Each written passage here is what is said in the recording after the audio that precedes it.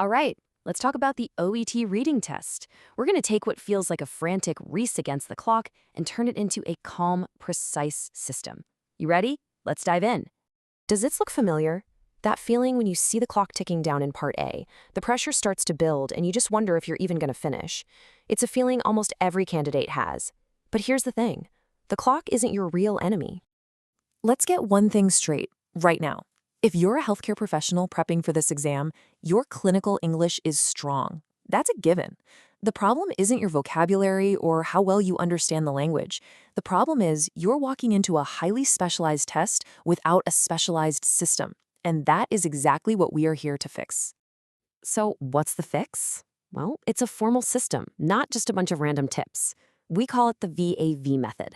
I want you to think of it as your clinical protocol for the reading exam, a clear set of steps you follow every single time. It's what's going to give you accuracy and efficiency, especially when that pressure's on. Okay, so let's break down the 3 steps of VAV. First up, V stands for Via Dura, which just means scan. Now, this is a game changer. Instead of reading the text first, you scan all the questions. This creates little search targets in your brain. Next is A for ancoraging, or anchor. As you read the text, and you only need to read it once, you're connecting or anchoring each of those questions to the specific spot in the text where the answer lives. And finally, and this is probably the most crucial step, V for verification, which means verify. Before you choose an answer, you go back to that anchored spot and confirm your choice against the exact words in the text. You see how this flips the whole process? You're not just passively reading anymore, you're on an active, targeted search. So let's put this into practice. First up, Part A, the section that causes the most stress for pretty much everyone. You've got 15 minutes to answer 20 questions across 4 different texts. Speed is everything, but it's got to be structured speed. And this slide just shows the difference so clearly. The way most people do it, reading all 4 texts from top to bottom, is an absolute disaster for your time. You can burn through 10 of your 15 minutes just reading before you've even answered a single question. The VAV approach, on the other hand, is totally different.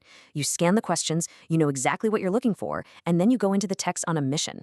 It's the difference between wandering around a library hoping you stumble upon the right book and using the catalog to walk straight to the exact shelf. Okay, so now for parts B and C. The game changes here. That crazy time pressure from Part A eases off a bit, but it's replaced by a new challenge, dealing with deep comprehension and what we call cognitive load. This is where the VAV method shifts from being a tool for speed to being your go-to tool for precision.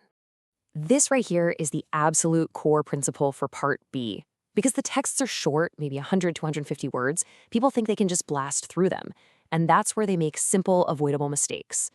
Every single word in these short texts matters, so the key is to actually slow down and use that verification step of VAV like a magnifying glass. Find the one key sentence that holds the answer and make absolutely sure your choice matches it perfectly. Then you get to Part C. This is where mental fatigue really starts to set in. The texts are longer, they're denser, and your brain is trying to hold on to a ton of information. And you know what? Relying on your memory here is incredibly dangerous. So the discipline is this. You must use the full VAV system. Once you've anchored a question to a paragraph, you have to go back and reread that specific section before you answer. It's your #1 defense against fatigue causing you to make silly errors.